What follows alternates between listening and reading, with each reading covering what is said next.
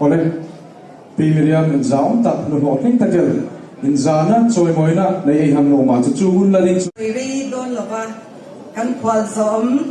tin guest of honor puite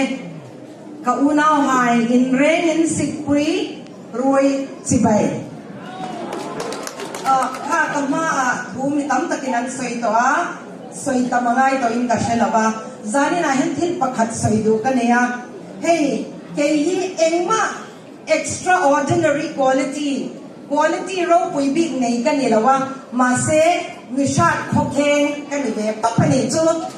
wa chon zani na hen ka soi du chu ka maru na puite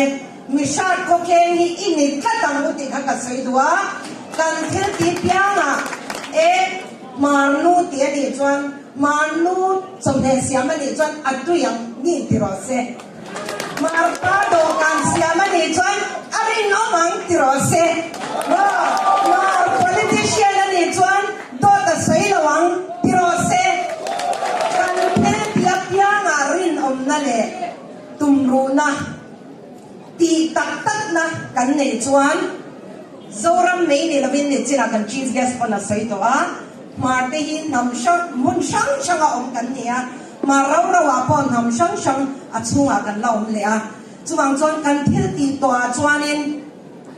thei pato pa acha theyang terati tu mo excellence in pursuit of excellence mo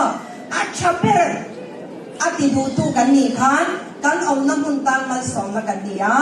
kan ram tan mal som na kan lo nia kan nam tan mal som na kan lo ni zel don ani hey lam te in chat to ti ka sha pon lama mi te khan zai te ngai kha chat to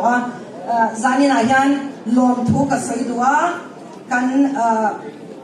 Mar Students Association te hetiang in an organize te te ro pi ka tia mun shang changin field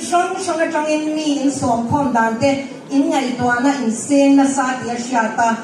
field changin choi moi na te ka lifetime achievement award te ka in pe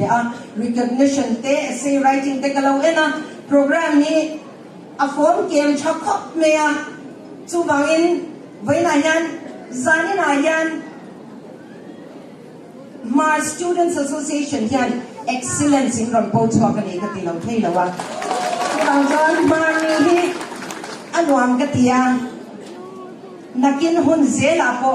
kan thil ti chawa kan profession kan na chawa kan thil ti chawa ma nam choi moi tu